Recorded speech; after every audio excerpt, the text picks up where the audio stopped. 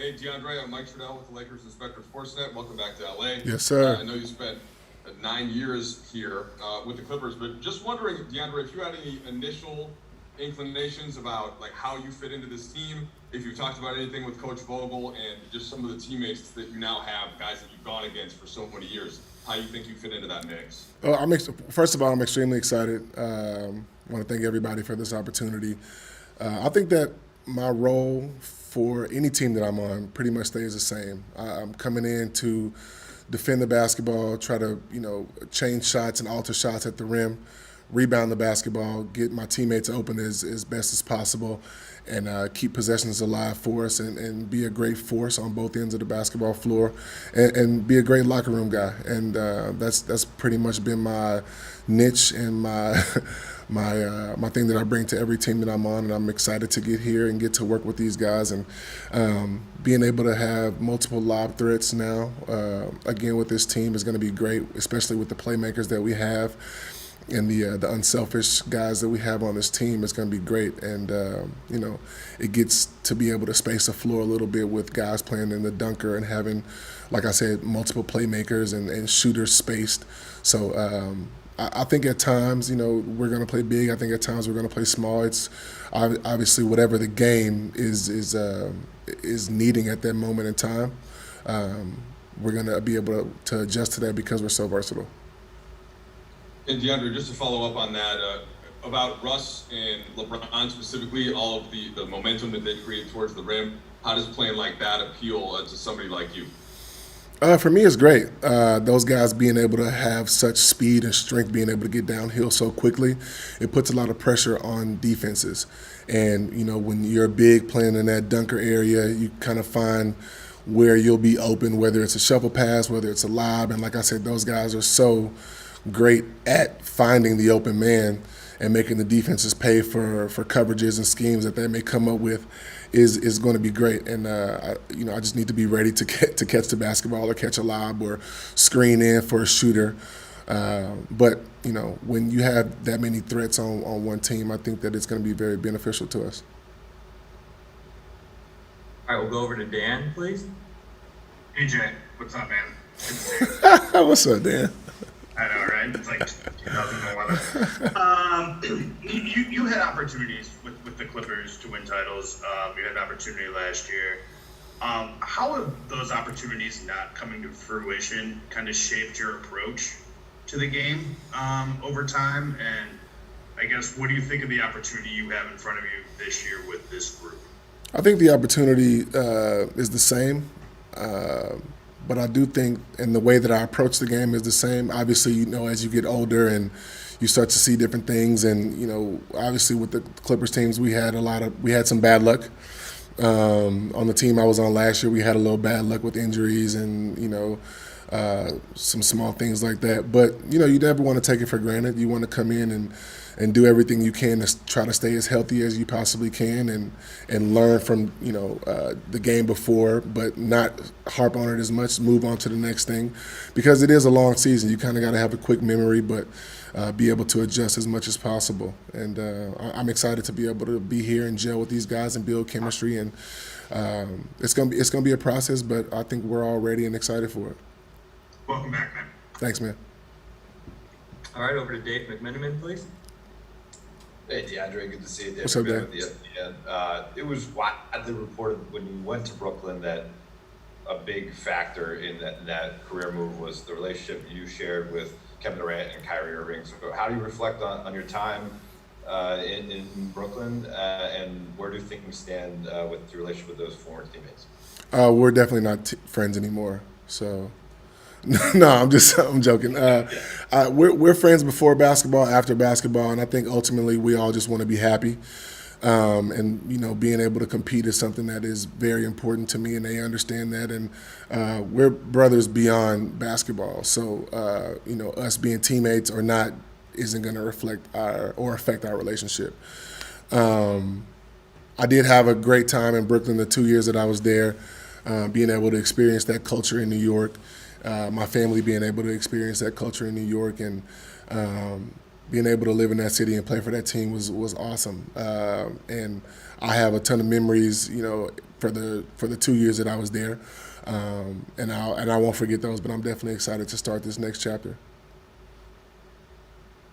All right, Kyle Goon, please. Hey DeAndre, Kyle Goon with Orange County Register. Welcome back to Los Angeles.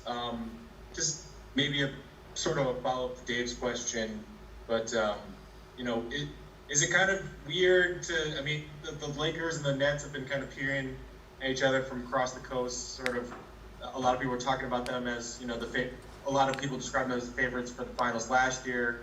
I think they're still favorites for the finals this year. What's it like switching sides in that sort of cold war between those two teams? I think it's just basketball, man. Like I said, you have a lot of friends in this league. You have a lot of guys that you compete against. And when you're on the floor, this is somebody who you want to beat, regardless of if they're your friend or not. But off the floor, those relationships and those bonds will stay strong.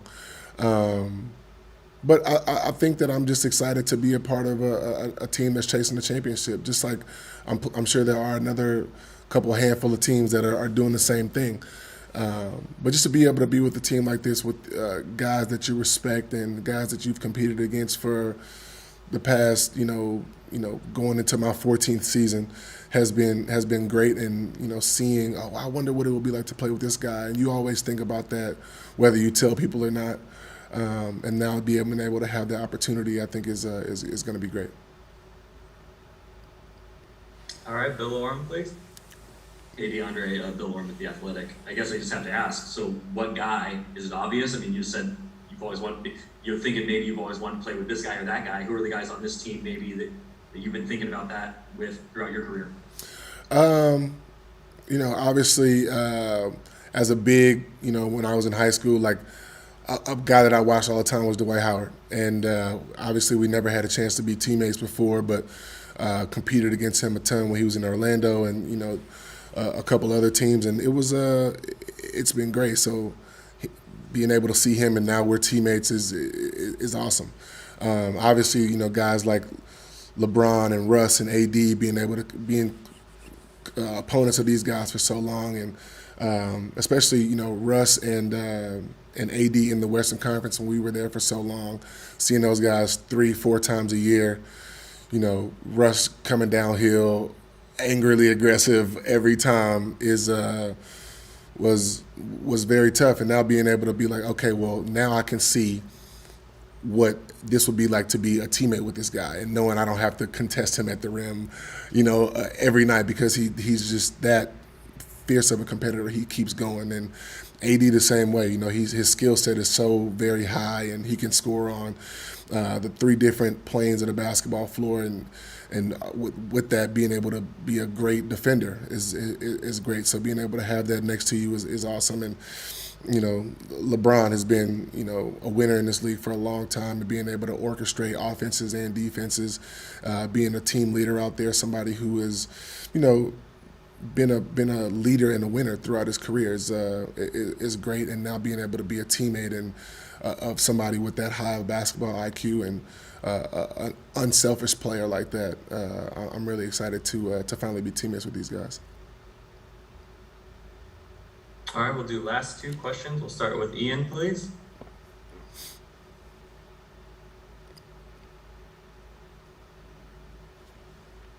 Ian. Hey, DeAndre. Sorry, can you hear me? Yeah. Hey, just with the Nets at the end, did you guys just basically say, hey, let's figure something out where I can get somewhere else? Like, how does that work out when you leave in the middle of the contract? I think it was just both parties wanting to figure out something that was best for both of us, and I feel like they gave me that respect as a veteran player to be able to understand that I wanted to be able to compete. And I'm a competitor, man, and we all are in this league, and we want to be able to be out there and competing, but also it just worked better for both of us. And I think that I'm excited to be a part of this Laker franchise and this organization with these group of guys, and I'm focused on here. So. All right, and we'll end with follow-up from Dan, please. AJ, you experienced life in this city as a Clipper for a decade, I think. What do you think life will be like in Los Angeles as a Laker? Do you think it'll be different in the way that you're kind of treated around town? I think I was treated pretty fairly and pretty good when I was a Clipper for 10 years. But obviously, you know, this is a big sports town, and a lot of the fans are Laker fans. And even when I was a Clipper, we understood that. I had great years when I was with the Clippers, and you know, that franchise was amazing to me, and I appreciate the time that I was there for sure. But like I said, I'm focused on now and this team and what our goals are ultimately and what we want to do. And I'm just really excited to be here. This is